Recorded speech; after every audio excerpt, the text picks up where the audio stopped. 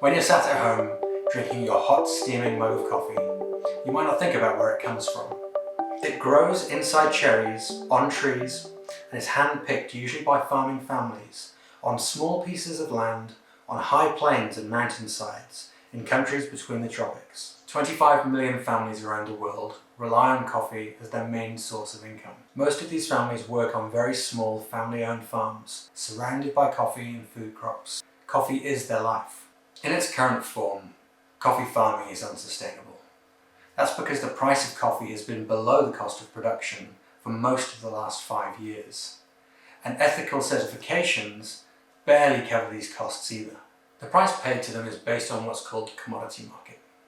The commodity market is a tool used to trade coffee as well as other items like oil or gold. The commodity market creates the price used by most traders to buy and sell coffee, but it has no relation to the cost of production of coffee or to the quality of the coffee that is produced beyond a minimum standard, and I'd say not a very tasty standard at that. The commodity price for coffee has not met the average production cost of $1.55 for most of the past 5 years, and historically on and off for a longer period of time. With such a low price per unit, farmers have to increase the volume of coffee that they can sell to be able to make ends meet. To do this, they have to deforest areas of land to plant more coffee, to be able to earn more money, to be able to eat. They don't have any other way of generating income, just the land that they earn to live off. You can imagine this doesn't create a great quality of life.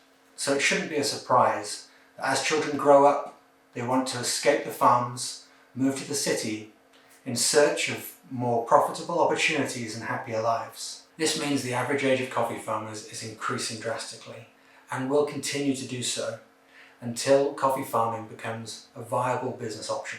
As consumers, what can we do to make farming more attractive for coffee growers and the next generation?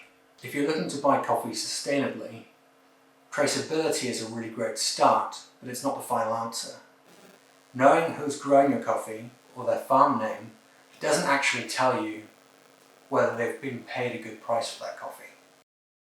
But it's only a step away from transparency, and that's the communication of the price that's been paid for that coffee, exclusive of margin and costs.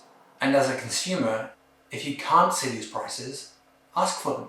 At Pact, we publish the price we pay for every single coffee in our annual corporate social responsibility report, which you can find on our website.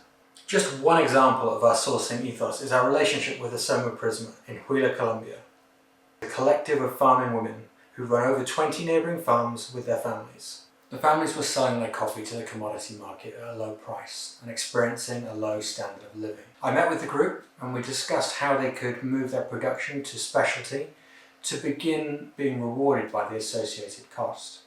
We guaranteed to buy that coffee from them. 3 years on, Asoma Prisma produce a group lot as well as individual micro lots from each of the farm. The volumes of coffee that they're able to sell as specialty have increased, and they no longer rely on the commodity market price to dictate their annual income. By paying these great prices, farmers can have a great life without having to increase the size of their farms. In fact, the inverse is true.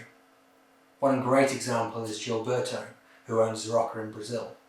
He's actually started using some of the premiums paid by Pact for his coffee to buy back land that was previously deforested to grow sugarcane. He's replanted that land on a scale that's visible on Google Earth. We can change the poverty, lack of opportunity, and environmental impact caused by coffee farming by transparently paying great prices for great coffee and not just using ethical stamps that may not be scratching the surface. 1, 2, 3, 4, ¡acción! Gracias por tomar nuestro café.